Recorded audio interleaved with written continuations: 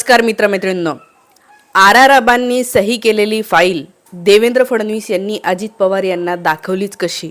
हा आज महाराष्ट्राच्या समोरचा मोठा प्रश्न आहे. हा प्रश्न आपण विचारला पाहिजे आणि फडणवीसांनी याच्यावर उत्तर दिलं पाहिजे की त्यांनी ही फाईल अजित पवार यांना दाखवली कशी, कुठल्या अधिकारामध्ये दाखवली. हे जेव्हा मुख्यमंत्री बनतात तेव्हा ते गोपनीयतेची शपथ घेतात आणि गोपनीयतेची शपथ म्हणजे मी जे काही काम करतो आहे त्याचा खुलासा इतर कुणालाही अधिकार नसेल तर करता येत नाही. आणि त्या ठिकाणी आपण पाहिलं की काल अजितदादा असं म्हणाले की फडणवीसांनी मला घरी बोलवलं आणि मग म्हणाले बघा आराराबांची सही आहे याच्यावर, तुमच्यावर त्यांनी इन्क्वायरी बसवली होती. फडणवीस तेव्हा मुख्यमंत्री होते असंही अजितदादांनी सांगितलं. याचा अर्थ अजित पवार हे कुठे होते तेव्हा? विरोधी पक्षामध्ये होते. म्हणजे जेव्हा देवेंद्र फडणवीस मुख्यमंत्री होते तेव्हा अजित पवार हे उपमुख्यमंत्री नव्हते. अजित पवार विरोधी पक्षामध्ये होते. तर मुख्यमंत्र्यांनी विरोधी पक्षातल्या नेत्यांना ती फाईल दाखवली कशी, कुठल्या अधिकारामध्ये दाखवली?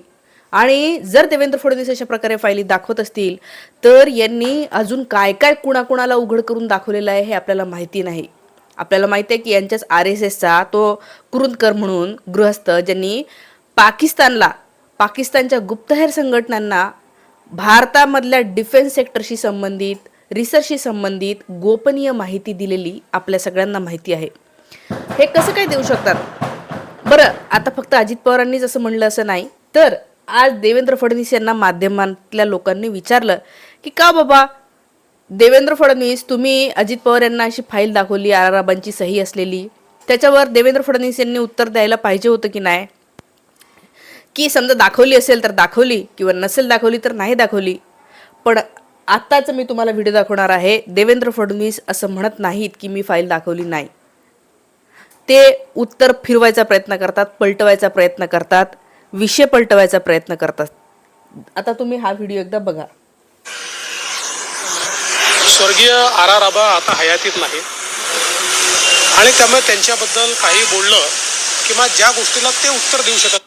सिंचन घोटाळ्याची जी फाईल होती त्यावर काल अजित पवारांनी भाष्य केलं की आराराबांनी जी फाईल केली होती ती फाईल तुम्ही दाखवली, कशा पद्धतीने नेमकं काय? बघा,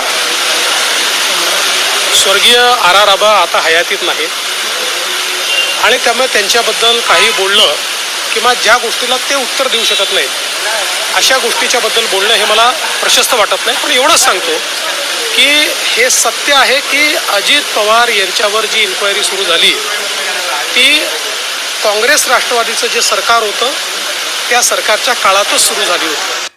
सिंचन घोटाळ्याची जी फाईल होती त्यावर काल अजित पवारांनी भाष्य केलं की आराराबांनी काय होता प्रश्न होता, सिंचन घोटाळ्याची फाईल जिच्यावर सही होती ती तुम्ही दाखवली का? आराराबांविषयी प्रश्न नव्हता विचारला. आराराबांनी तुम्हाला काय सांगितलं असा प्रश्न नव्हता विचारला.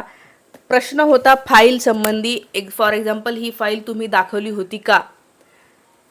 त्याच्यावर यांनी उत्तर द्यायला पाहिजे तर येस ऑर नो. ते म्हणतात की आराराबांविषयी मी काय बोलू शकत. अरे प्रश्न आराराबांविषयी नव्हताच ना. म्हणजे जेव्हा की आता आपल्या लक्षात येतं की फडणवीस त्याचं उत्तर देऊ शकलेलं नाही आहे येस ऑर नो, त्यांना होही म्हणता नाही आलं, नाही म्हणता आलं आणि म्हणून त्यांनी विषय पलटवला. मी त्यांच्यावर काहीही बोलू इच्छित नाही, तुम्हाला त्यांच्यावर काहीही बोलायला लावलेलंच नव्हतं. आणि याच्यावरूनच हे सिद्ध होतं की फडणवीस यांनी गोपनीयतेचा भंग केलेला आहे, फडणवीस यांनी संविधानाचा भंग केलेला आहे. हे आत्ता सांगत असतात की म्हणे लोकसभेला संविधान बदलाचं फेक नेरेटिव्ह यांनी पसरवलं, आम्ही संविधानाला मानणारे आहोत, आम्ही संविधानाची प्रत डोक्याला लावणारे आहोत, काय काय काय काय म्हणत असतात देवेंद्र फडणवीस. तुम्ही संविधानाला मानणारे असताना तर तुम्ही संविधानाचं असं उल्लंघन केलं नसतं. यांनी हजारो वेळा अशा प्रकारे संविधानाचं उल्लंघन केलेलं आहे. संविधानातल्या तत्वांचं उल्लंघन म्हणजे संविधान बदल आहे, हेही तुम्ही लक्षात घ्या. फडणवीस तुम्ही तिथं संविधानाची शपथ घेतलेली आहे ना, संविधानानुसार तुम्ही आचरण करायचं असतं जेव्हा सत्तेमध्ये असता आणि सत्तेच्या बाहेर असला तरीही, कारण की तुम्ही जर लोकप्रतिनिधी असाल तर. आणि या ठिकाणी या व्हिडिओवरून हे लक्षात येते की देवेंद्र फडणवीस हे खोटं बोलत आहेत. देवेंद्र फडणवीस यांनी गोपनीयतेची शपथ घेतली होती आणि ती मोडली आणि याचं उत्तर देवेंद्र फडणवीस यांनी दिलं पाहिजे. आणि जर त्यांनी दिलं नसेल तर याचा अर्थ तुम्ही लक्षात घ्या. मित्र आणि मैत्रिणींनो, माझ्या शेतकरी बांधवांनो, आपल्या सगळ्यांचा जो डेटा आहे ना यांनी सगळ्या कंपन्यांना नक्कीच विकला असणार आहे. आपल्याला माहिती आहे मोठ्या मोठ्या कंपन्यांना, जसं की शेतकऱ्यांशी संबंधित डेटा असेल, महिलांशी संबंधित डेटा असेल, तुमचे आधार कार्डचे नंबर असतील, तुमचे ॲड्रेस असतील, हे सगळ्या कंपन्यांना यांनी नक्कीच विकले असणार आहे. आणि कंपन्या खूप पैसा देतात असा डेटा मिळवण्यासाठी. आपल्याला माहिती आहे आपल्या फोनवर वेगवेगळे कंपन्यांचे फोन येतात, मेसेज येतात. हे कसे येतात? त्यांना कोण नंबर देतं आपला? तर त्यांना हे असा नंबर मिळत असतो. आणि ज्या अर्थी हा माणूस जर गोपनीय एखादी फाईल हे विरोधी पक्षातल्या नेत्याला दाखवत असेल, त्या अर्थी आपल्या सगळ्यांचं काहीही हे कुठल्याही खाजगी कंपन्यांना देत असणार आहे, विकत असणार आहे, डेटा विकत असणार आहे. आणि याचं उत्तर देवेंद्र फडणवीस यांनी दिलंच पाहिजे. आणि नाही दिलं तर मला असं वाटतं की 20 नोव्हेंबरला महाराष्ट्रातली जनता हे सगळं दाखवून देणार आहे. तुम्हाला या सगळ्या गोष्टींबद्दल काय वाटतं? फडणवीस यांनी अशी फाईल दाखवणं हे बरोबर आहे का? हे काय आहे, काय चाललंय काय आहे? आणि फडणवीस यांचं हे राजकारण हे जे दाखवत आहेत आता की मला मुख्यमंत्री नाही व्हायचं आहे, हे जास्त सात्विकपणाचं आव आणत आहे. यांचा हा सगळा आव खोटा आहे, मी तुम्हाला सांगते. त्यामुळे ही गोष्ट लक्षात ठेवा. थांबते. Thank you so much. व्हिडिओ आवडला असेल जास्तीत जास्त लोकांपर्यंत शेअर करा, कमेंट करा आणि शक्य असेल तर तुम्ही चॅनलला आर्थिक मदत करू शकता. धन्यवाद.